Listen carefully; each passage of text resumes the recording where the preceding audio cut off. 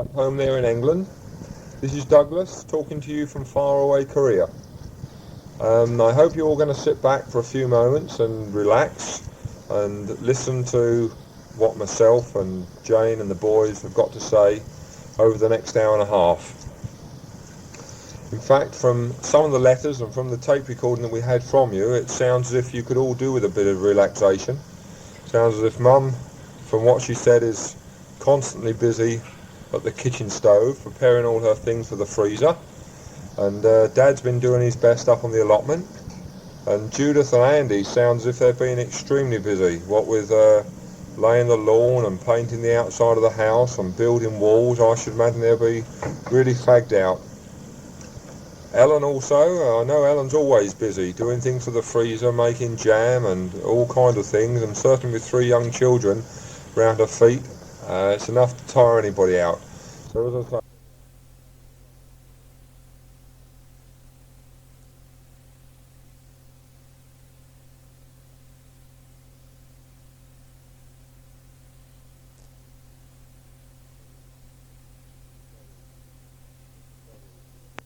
making it very easy. I thought I'd just set the scene a little. It's a Sunday morning about 11 o'clock, and this is about the first Sunday since we've been here that we've not gone out. We thought we'd have a Sunday at home. We've got several little bits and pieces to do and a couple of letters to write and this tape to do. So the boys are off outside playing.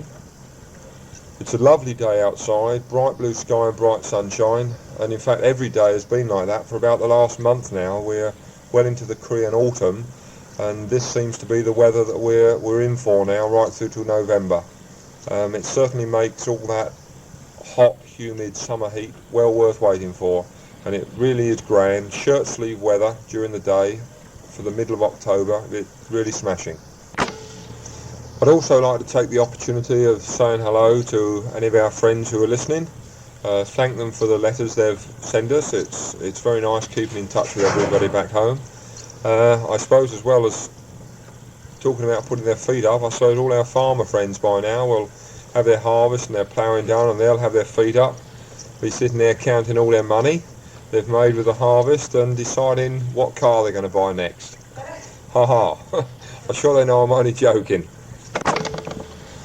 Before I go off the subject of letters, I'm sure you'll be very pleased to hear, Mum, that the letters that you passed on to us at the end of July have at long last arrived. Or except for one, Jane says, which we're in a little doubt of what it was, but certainly the one with the photographs in arrived, and we were very, very pleased to receive that. I think it must have taken about 8 weeks to get here, and as I say, the photographs were very good, and we showed them around amongst our friends and all the Koreans at work, and they were very interested in them, especially seeing the boys running around in our garden at home. They were quite staggered by the size of the garden and the size of the house. I suppose out here they'd probably get about a dozen or more of their little Korean houses would be situated into our garden, but they were very interested in those. We haven't yet received any of the Suffolk Free Presses, but as I say, judging from the time of the letter took to come out here, the one that came by surface mail, I would imagine that the Free Presses will be with us fairly shortly.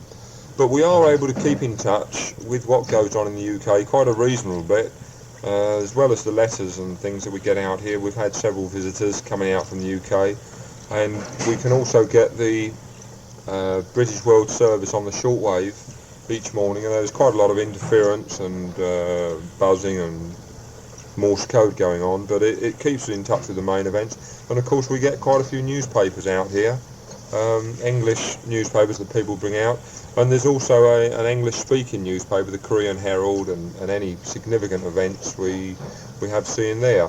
So we've been able to keep up with some of the politics. I'm sure Dad will be pleased to hear that, so we can hear how Mrs. Thatcher is getting on. I understand just the other day she was kind of laying down the law with the Russians and saying that we should step up our defences, so that's all good stuff. I'm sure Dad will be pleased to hear that. And the engineers strike, we were glad to hear that's now over. Their 2-day-a-week thing they were having, and all back to work. In fact, they'll have to get stuck in 5 days a week, I think, to keep up with the way the people work out here. It's a 6-day week out here, and the overtime situation, people work overtime when and where they're required with no additional pay. So we'll have to certainly keep on our toes back home, Dad, if we're going to keep up with this lot out here. The TV strike, I think you've been having, I'm sure that's upset a lot of people back there, not being able to keep up with Coronation Street and things, but I'm sure the BBC One has been taking advantage of it and has gained a lot of new viewers. But anyway, so all of the things that have been happening back home rather fade into insignificance with the way they do things out here. There's been quite a lot of political unrest just recently because the leader of the opposition party out here, he gave an interview to the New York Times, and he was very, very critical of the government, saying that they had control of all the media out here, the television, radio and press, and because of this rather outspoken speech he was censured in Parliament, and they finished up by giving them the elbow. They dismissed him from Parliament and he lost his seat, and it went on in the papers out here for several weeks. But anyway, that's not the end of it. Since he's been thrown out, there's been a lot of reaction from people, especially the students' population, against this. And in fact, this particular guy, Mr. Kim, he was a member of Parliament in Busan, which, as you know, is about 40 miles away from here. And just over the last few days, there have been quite a lot of student demonstrations and unrest. And as I was saying, they don't do things by half measures out here, and they've slapped martial law on all over the place. It affects Busan, and then a couple of days afterwards there were some student demonstrations in our local city of Masan, and they've declared martial law here also. So there's a 10 o'clock curfew, everyone has to be off the streets, which doesn't affect us anyway, because we're usually tucked up in bed by that time. And but as I say, you go downtown. In fact, I just went downtown very quickly this morning, and there's armed soldiers all around the place at the critical buildings outside the bank, City Hall. I went past this morning, went past the TV station downtown, and there's several soldiers all with fixed bayonets and guns all standing around out there.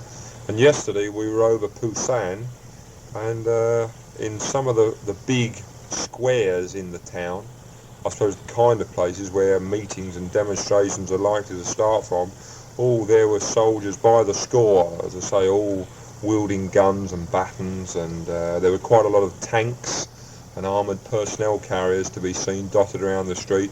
So I think if anyone started any trouble now, they'd soon meet with a very hostile reception. So it gives you some idea. We've got a long way to go back home yet before we get to that stage. And I don't know though, Dad, some of your unions these days I think are getting very militant, very left-wing. It could be that old Maggie may well bring in the troops, crack a few skulls out there, might make the world of difference back home. I don't know what you think of that idea anyway. I don't know if you heard that little political outburst from the kitchen. That's Jane saying they ought to crack Wedgwood Ben's skull. We understand that he's been fairly active in the Labour Party the last few weeks and upsetting things and trying to turf out poor old Jim Callaghan. But I think Lord help us all if he gets in. I'm sure that if that were the case, even Dad might change the colour of his politics. Anyway, we don't want to dwell too long on politics or any other unhappy subjects. I'm sure you get enough of that every day back home without me keep rubbing it in. But anyway, let's get on the brighter side, some of the things that we've been up to. Now that I say the more pleasant weather has been here and the humidity has gone, we've been trying to get a bit more active in our pastimes.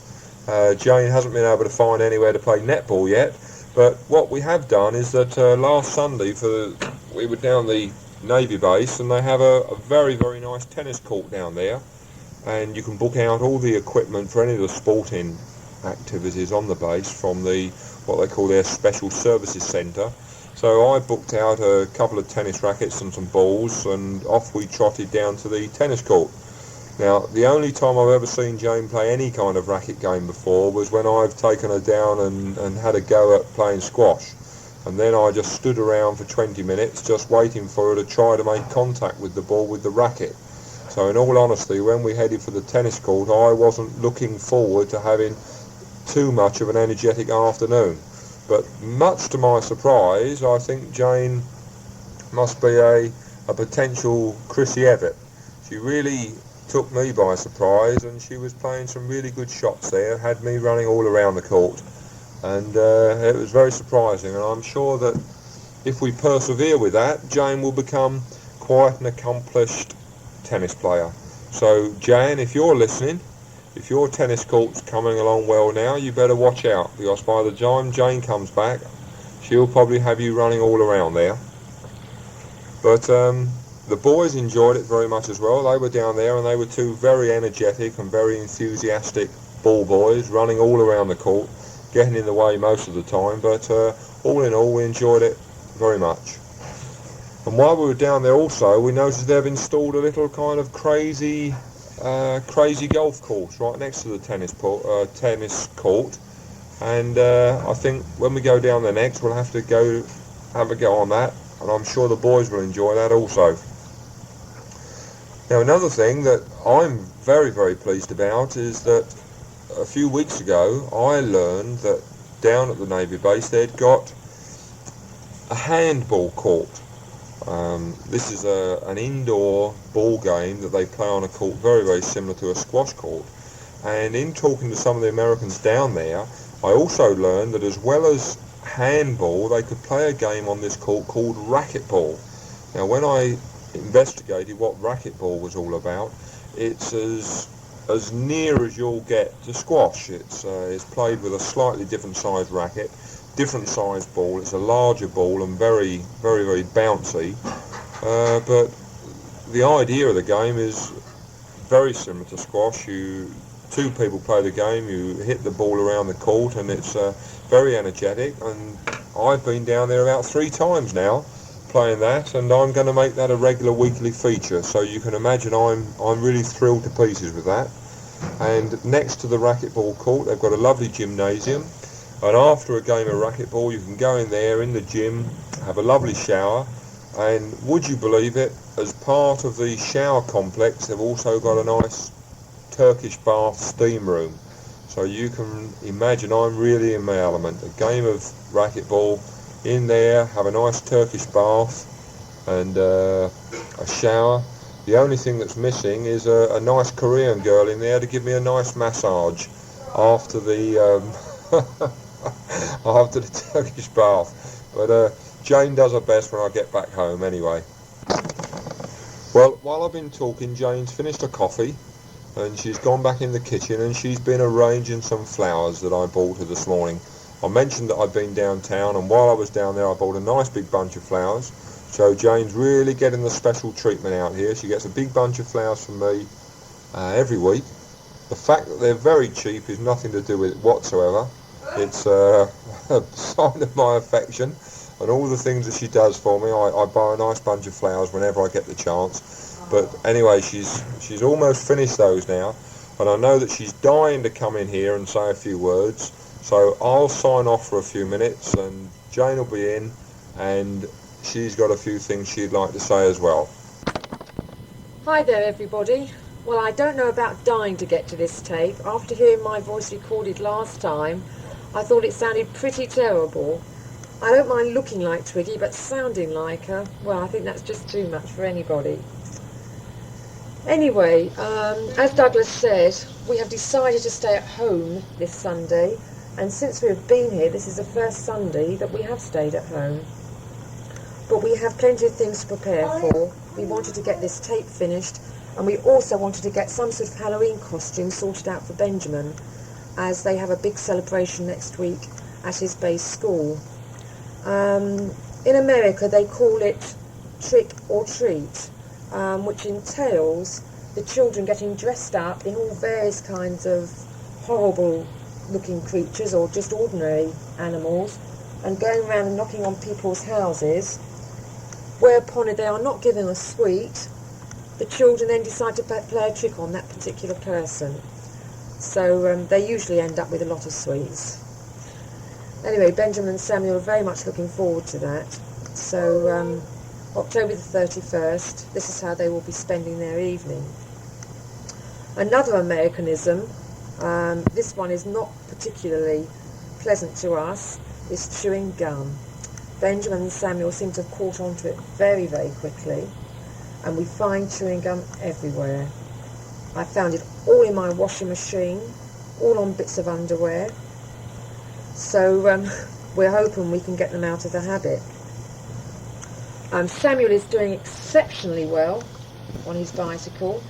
As soon as we got his stabilisers off, which we found we had to because they just kept falling off, he goes like a demon on his bike, usually in the opposite direction when it's lunch or I wanted getting in for some lessons. But anyway, he certainly is getting around now. So he and Benjamin are having great races all round the apartment blocks with all the Korean children.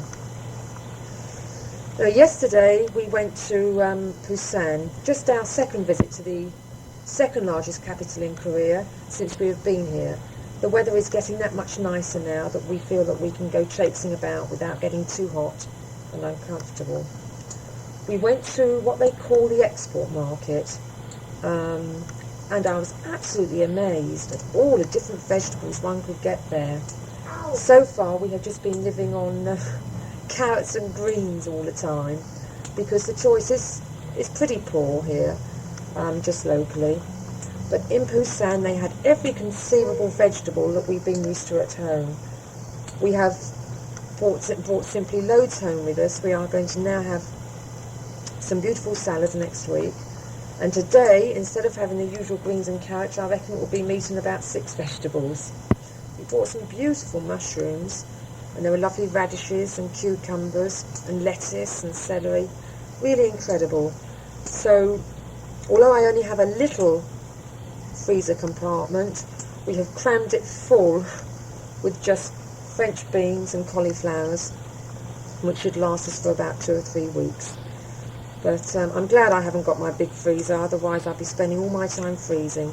And that is just one thing I just do not intend to do out here. As far as I'm concerned, this is just going to be a nice long rest away from freezing. I did think about trying to attempt some Korean cooking so I could come back with a few samples for everybody. But I'm afraid the smells around these apartment blocks are enough to put you off even attempting it. So we'll just stick to English cooking for now. We are very glad that we thought to bring out some Christmas puddings and enough ingredients for a Christmas cake and some mincemeat for some mince pies, just to try and keep Christmas as Christmassy as possible for the sake of the children. We've also brought the Christmas tree out and all the Christmas decorations on all their Christmas freezes, so I think they'll enjoy it just as much as they do at home. But they'll be a bit lacking on presents because we really feel that to send Christmas presents out here would be just too expensive and not really worth it. So we'll buy them odds and ends, and I'm sure they'll enjoy it just as much, just hearing your recordings and just hearing from you. Jan, don't get too worried about my tennis capabilities. Douglas was exaggerating a little, but I must admit I did have him puffing and panting towards the end, and I took pity on him and said, well, come on, we'll give it up for now and we'll go and do something else. But I'm not quite as good as he makes out. Just beginner's luck, I think they say. As for all the flowers he keeps buying me, I must admit as I look round the room it looks rather like the Chelsea Flower Show. I shall make the most of it though, because I'm sure it won't continue in England, all this buying flowers. And I'm sure by the time we get back, flowers will be really pricey, because from what everybody tells us, things are going up and up and up over there. But the cost of living we find is quite high over here, so perhaps to some way we will be a bit used to it. Well, I think I'll end there for the moment, everybody, and I'll just go and get Sunday lunch as time is getting on. And I think one of the boys now wants to say something. So I'll see you all later. And hello everybody, it's Sam here. I ride on my bike without stabilizing. Mummy and Daddy took me down to the beach. We found some shells with houses and we were going to make a necklace with shells. And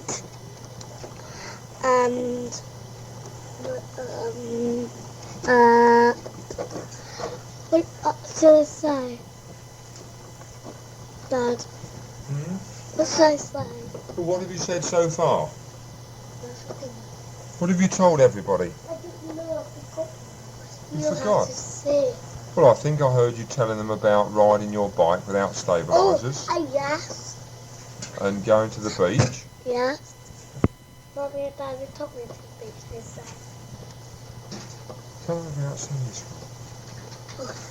Oh, yeah.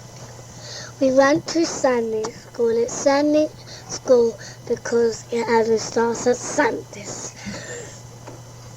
And we play with our children every day on our bike. Schools. And Tell Nana what you do at Sunday school. we sing Christmas songs at Sunday school about Jesus. What should I say? Well, you started a play group. We started at play. Group band goes at school now. Say what they do at play school.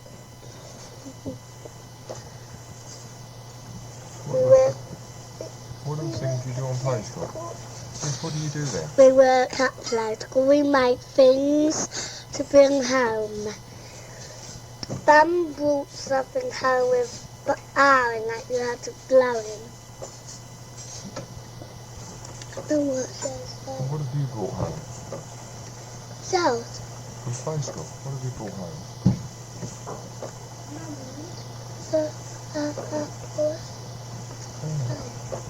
Where did we go yesterday? See all the fish.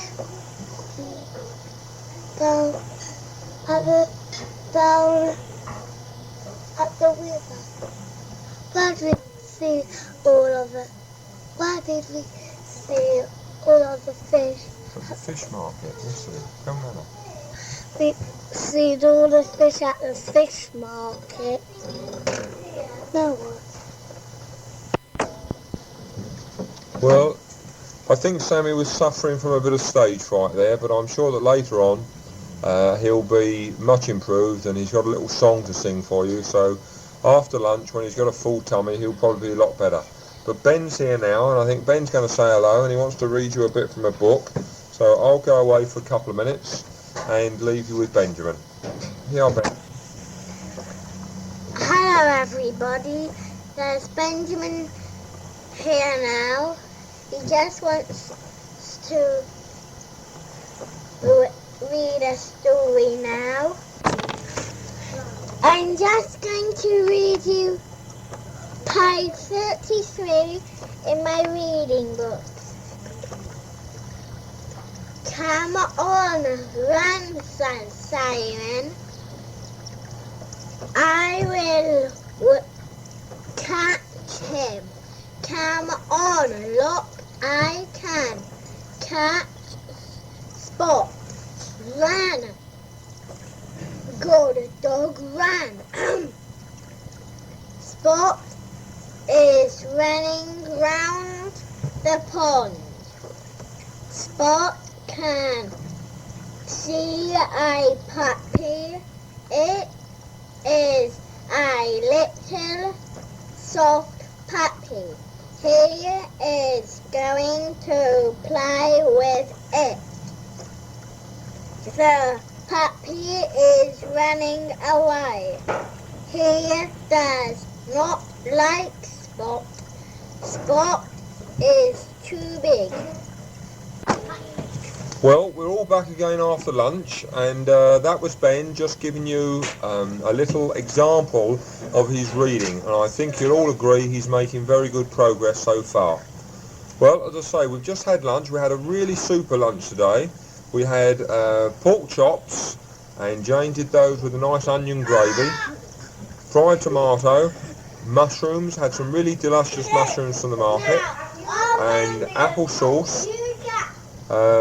What else did we have? Oh yes, carrots and potatoes all mashed up with butter, and some lovely new French green beans. They were really super. And we finished that all down with some a plate of fresh fruit, all nicely peeled and sprinkled with sugar. There were some delicious pears, some apples and some oranges. The oranges have just started appearing in the shops over the last couple of days, so they're the first of the new crop, and they were delicious. Anyway, so that now they've all sound as if they're in the mood, the boys are going to sing you a little song. It's a song they've learnt at the chapel at Sunday school, and funnily enough, it's the same little song that I used to sing when I was at Sunday school round, I believe, Mum, the name of it was called the Full Gospel Hall, if you remember, when we lived in Parr Road at Canvey Island. And it's called Jesus Loves the Little Children, and here are the boys to sing it to you. Sorry, we've had to have a quick change of cast. Sammy's gone into a funny mood and doesn't want to sing, so we're going to have Ben singing alone, and he's going to sing this little song as a solo. So here's Benjamin, who's going to sing the song. Jesus loves the little children, all the children of the world. Red and yellow, black and white, they are precious in his sight. Jesus loves the little children of the world. Oh, that was very, very good. I'm going to kiss them too. Well, what do you think of that, folks? We've got another Billy Graham in the making there, I think. Now, while Benjamin's in good voice and feeling in the mood to sing a song, he's been practicing a little Christmas song for you, the Partridge in a Pear Tree, because he thinks this may be the last time to get a song to you before Christmas. He's been practicing very hard, and here he goes, a solo from Benjamin, A Partridge in a Pear Tree. On the first day of Christmas, my true love sent to me a partridge in a pear tree. On the second day of Christmas, my true love sent to me 2 turtle doves and a partridge in a pear tree. On the third day of Christmas, my true love sent to me 3 French hens, 2 turtle doves, and a partridge in a pear tree. On the 4th day of Christmas, my true love sent to me 4 calling birds, 3 French hens, 2 turtle doves, and a partridge in a pear tree. On the 5th day of Christmas, my true love sent to me 5 gold rings, 4 calling birds, 3 French hens, 2 turtle doves, and a partridge in a pear tree. On the 6th day of Christmas, my true love sent to me 6 a partridge in a pear tree. On the 6th day of Christmas, my true love sent to me 6 geese are laying, 5 gold rings, 4 calling birds, 3 hens, 2 turtle doves, and a partridge in a pear tree. On the 7th day of Christmas, my true love sent to me 7 swans are swimming, 6 geese are laying, 5 gold rings, 4 calling birds, 3 French hens, 2 turtle doves, and a partridge in a pear tree. On the 8th day of Christmas, my true love sent to me 8 maids are milking, 7 swans are swimming, 6 geese are laying, 5 gold rings, 4 calling birds, 3 swans, hens, 2 turtle doves, and a partridge in a pear tree. On the 9th day of Christmas, my true love sent to me 9 ladies dancing, 9 ladies dancing, 9 ladies dancing, 8 maids are milking, 7 swans are swimming, 6 geese are laying, 5 gold rings, 4 calling birds, 3 swans, hens, 2 turtle doves, and a partridge in a pear tree. On the 10th day of Christmas, my true love sent to me 10 lords are leaping, 9 ladies dancing, 8 maids are milking, 7 swans are swimming, 6 geese are laying, 5 gold rings, 4 calling birds, 3 swans, hens, 2 turtle doves, and a partridge in a pear tree. On the 11th day of Christmas, my true love sent to me 11 pipers piping, 10 lords are leaping, 7 swans are swimming. Oh, wait a minute. I've got confused, haven't I? Let's all help Ben to announce on the start. 10 lords are leaping, 9 ladies dancing, 8 maids are milking, 7 swans are swimming, 6 geese are laying, 5 gold rings, 4 calling birds, 3 swans, hens, 2 turtle doves, and a partridge in a pear tree. On the 12th day of Christmas, my true love sent to me 12 pipers piping, 11 drummers drumming, 10 lords a leaping, 9 ladies dancing, 8 maids are milking, 7 swans are swimming, 6 geese are laying, 5 gold rings, 4 calling birds, 3 French hens, 2 turtle doves, and a partridge in a pear tree. Oh gosh, I can't get that low. Well, when we've got singers like that in the family, we'll never want for a crust of bread. Well, Douglas here again. The boys are out to play now because it's, let me have a look, 5 o'clock now on the Sunday afternoon. We've just been out for a very nice walk around locally, having a look at a lot of the new building that's going on around here. It's quite incredible. When we first came out here in March, these apartment blocks were one of the few that were around here. We hardly recognised the place when we came out here then in July. There were apartment blocks springing up all around the place, and since we've been here, the building that's going on is quite incredible. Just over the road they're putting in the foundations now for obviously some big new apartments, and a bit further down the road there's a settlement of very nice Korean houses springing up. There's 1 or 2 shops now starting to open, and I'm sure that over the next few months this area is going to become very, very highly populated. Several thousand people, I would think, will be living in this area, and it's very interesting to see the progress that's being made on the buildings, and how a lot of the work is carried out by hand. All the cement and the bricks and everything all carried on people's backs right the way up the rickety old scaffolding up to the top of these buildings.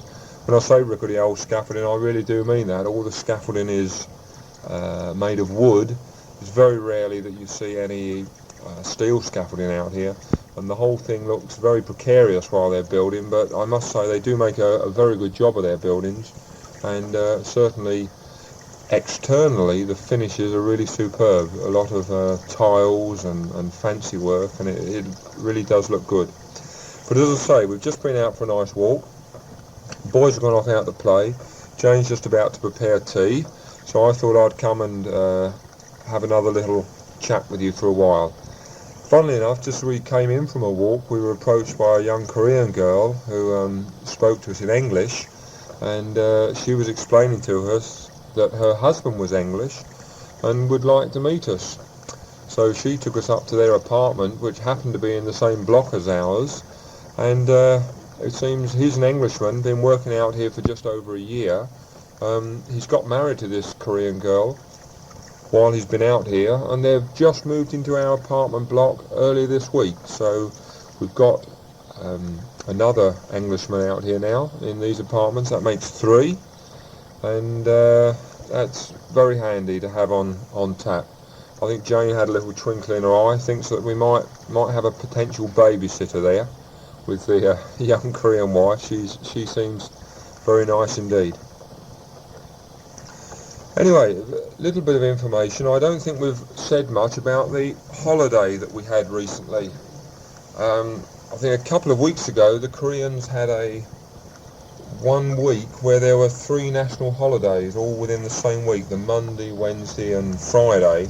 But rather than having a peculiar situation where we have a day's work, day's holiday, day's work, day's holiday, they tend to squeeze them all up towards the end of the week to give us a bit more time off. And in fact we had the Thursday, Friday, Saturday, Sunday off all of 1 week. And we'd been dropping a few hints at work saying that wouldn't it be nice if the company gave us a holiday, and I think all the knocking must have embarrassed them, and in fact they did come back and say that they were prepared to give us a bit of a holiday providing it wasn't too expensive. So we all got together and had a little bit of a chinwag on what we'd like to do, and what we finally decided was that we'd go up to Seoul for the 1 day on the Thursday, travel up there, spend the night in Seoul, and then on the Friday we were going to travel over to the east coast, where there's a very picturesque mountainous region of Korea that is being very rapidly developed as a bit of a tourist area. So that's what we did. We went up to Seoul, went and did quite a bit of shopping there. They have a lot of nice brass, and we bought several brass knickknacks for the apartment, and we're very pleased with those. You'll see those obviously when you come home. And then on the Friday off we went on a coach over to these mountains, and the place where we were stopping, it was very, very beautiful, set in a big mountainous valley, and the village was designed along the style of a Swiss mountain village, with all the buildings like this very steep roof chalets, and it was really a nice area. When we got inside the hotel we came a bit back to reality. It was very much Korean style, very sparsely furnished. Most of the Korean rooms were people just sleeping on the floor. They did have a few Western rooms, and we were lucky enough to get one of them that had a bed in, and that's just about all. The food also was very, very disappointing. They obviously weren't used to catering for anybody who came from the Western style eating and accommodation. And I think while we were there we probably had to live on fried eggs. Was about the only English food that they could hash up for us. And I suppose to some extent these little things took the edge off the holiday, but all in all it was a very, very beautiful area, very high mountains, and as I say, the area's been developed as a ski resort during the winter. There's a big cable car there, and we took the boys up in the cable car right up to the top of one of the mountains. We had some really splendid views, and all in all that wasn't a bad holiday. I think the worst thing about it was that on the Sunday when we had to come home, the fact that we'd got there in 2 stages, we had to come back all in one go, and we had about a 12-hour coach journey on the way back, which was rather exhausting. But anyway, it was very nice of the company really to pay for this holiday for us, and perhaps that may be the sign of things to come. They may decide to do the same again. On the other hand, it may well be that they decide that it costs them too much money, and that's the one and only holiday that we're going to have here. So we ought to really try to have a few fond memories about it.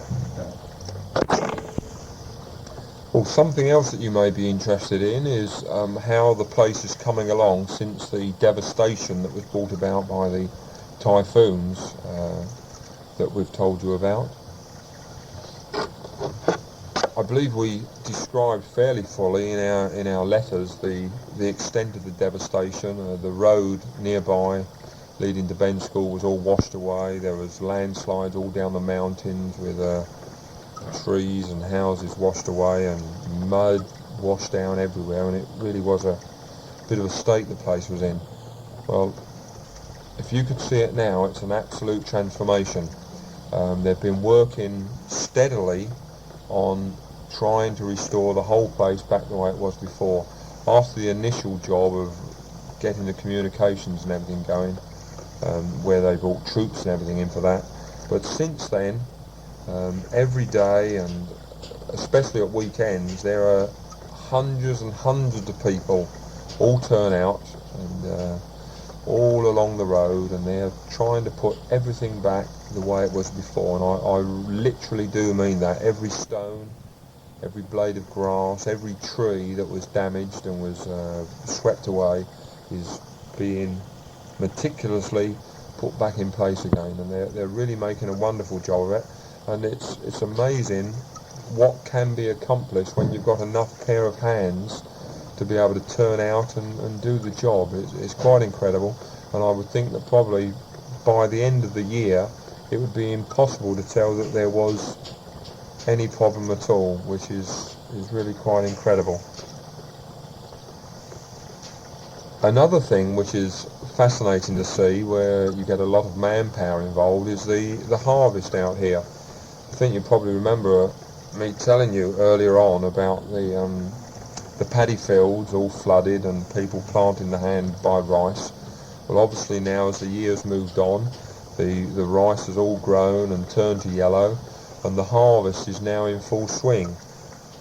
All the paddy fields are drained off, and there are hordes of people in there doing the harvesting. Everything's done by hand. They have little, like a little sickle or a little scythe, and they're cutting the rice with this, doing it up into bundles and standing it up to dry in the fields. And it's quite fascinating seeing this all going on, because I suppose it's similar to the way it must have been done back in England, probably at the turn of the century, before the combine, and then before that the reaper binders were developed. After this is all gathered up, they then bring it all to the edge of the road and lay it out along the road for the final drying. And they also do all the thrashing along the side of the road with like big hand flails. You see them all along the side of the road thrashing the rice. And it's interesting to see how they've made use of the modern tar macadam roads to enable them to do this job. I suppose years ago they just have to do it out on any flat piece of mud that they could find, but the tar macadam roads are obviously now very, very handy for them. And when the peasants are out thrashing their rice on the road, I'm afraid all the lorries and the buses have to give them a very wide berth. And something else that's quite interesting to see is that as the lorries and the buses go by, the wind and the draft from the buses helps with the thrashing, because it tends to blow all the chaff away. So there's an ideal opportunity to see the blending of the old and the new coming together, and being of benefit to the other. Well, Jane's indicated from the kitchen that tea is almost ready, and that Ben and Sam have got to be brought in, so I'm going to sign off here, go off out, look for the boys. I should be able to find them somewhere outside, and if things follow the usual pattern, they'll be very, very dirty after playing down in the playground there, and we'll have to give them a good old scrub up this evening, and get them nice and pink and shining white. So I'll then try to induce them to come and say a few words to you, because tomorrow, in fact, Ken Boyles is out here. He's leaving tomorrow evening, so we want to try to get some more bits and pieces on this tape so we can get it home to you tomorrow. So as I say, I'm going to find the boys now, get them in, and then we'll see if we can get them back on here, say a few more bits and pieces. Well, hello there again. Well, I've just popped in for the last 5 minutes of the tape while Douglas is giving the boys a nice bath. We've been out for a lovely long walk this afternoon, and since we've been back, I think Douglas has just told you actually, never mind. She seems very nice, this Korean lady that we've just met, and she wants some help on some English cooking because her husband's getting a bit fed up with Korean cookery. So I have to see what we can do together. Perhaps Douglas reckons she may be a good babysitter, because we are having babysitting problems, as I think we said before, as the Korean girl that does it from Doug's office has to leave here at 9:30 to get home by 10, because it isn't considered proper in Korea for a young Korean girl to be out after 10 o'clock at night. So unfortunately that makes our evening very, very short. So you never know, perhaps we have a potential babysitter here. We have just had our first proper salad tea since we have been here. Thanks to our visit to the export market yesterday in Busan, we found all these lovely salad items which we didn't even know we could get. And I actually found some green peppers. I have been using the Korean version of green peppers up to now, and been getting a very distinct chili flavour, which tends to leave a